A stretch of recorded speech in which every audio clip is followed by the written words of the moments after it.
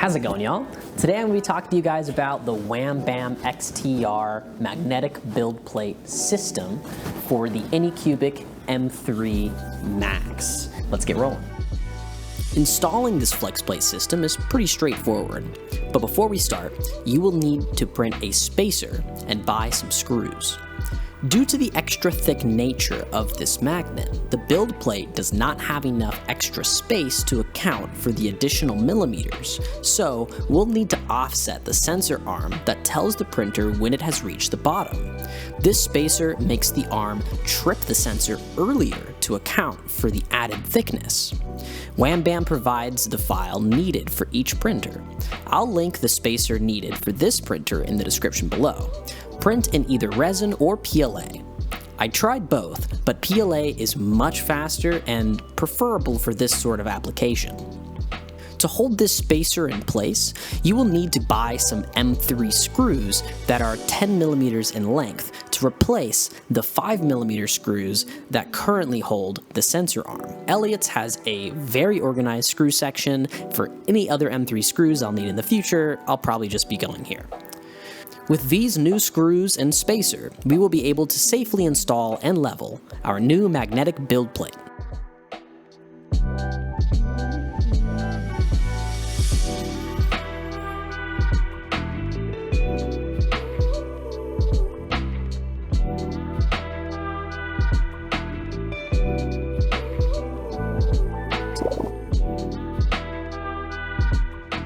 Now to prepare our build plate. Clean and sand the old metal build plate surface with the included 220 grit sandpaper. Try to smooth out any cuts, bumps, or divots to create a flat level surface for our adhesive to bond to. Make sure the build plate is completely clean after sanding, and wear a mask to prevent the inhalation of any fine metal particles. Practice squaring up the magnet before removing the adhesive protection to get an idea of how the final fit should look.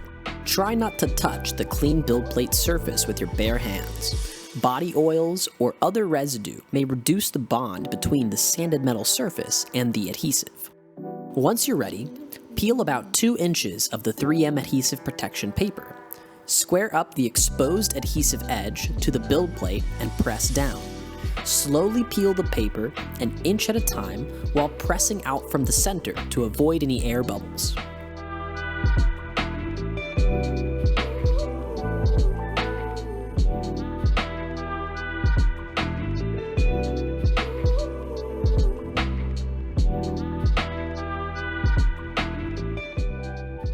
Once the magnet is successfully installed, use an X-Acto blade to slice away any hanging edges and round out any corners.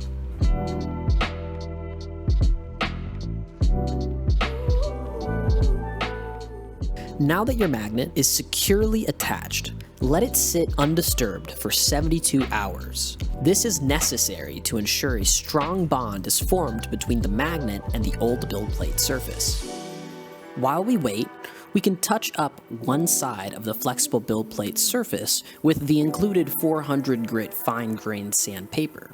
This will increase the first layer adhesion of your prints, since the slick, smooth surface is not always ideal for printing. Keep one side smooth. This will be the side that will face the magnet, so we want to keep it unscuffed. After waiting the proper 72 hours, we can now place the flexible build plate onto the magnet. I find the best way to line this up is to place the build plate edge on your table and use the table to guide the bottom edge of the metal plate to line up the magnet before allowing it to smack back to the magnetic surface. Once everything is aligned, the last step is to level your build plate. If you haven't seen it, check out my quick 5-step tutorial on how to level your build plate on the M3 Max. Make sure you've installed your Z offset spacer before beginning this process to prevent damage to the screen or motor. Maintaining your Wham Bam flex plate and magnet is important. Make sure not to leave the magnet sitting in resin or isopropanol for long periods of time, and make sure to clean it thoroughly after every print. Any trapped resin between the flexible build surface and the magnet could degrade the magnetic surface or adhesive bond over time. Overall, I think this system would be a huge benefit to anyone utilizing this printer.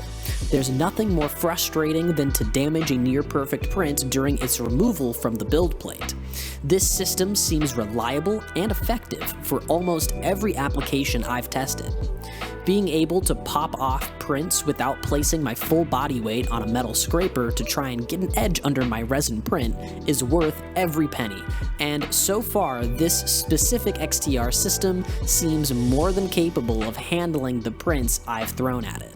Thank you all so much for watching. If you want to get your hands on one of these Wham Bam build plate systems, I'll go ahead and put a link in the description below, as well as a link to the Spacer 3D model. As far as the actual M3 screws, I'll put a description of them down below as well. Anyway, thank you all so much for watching, and I'll see you in the next one. Peace.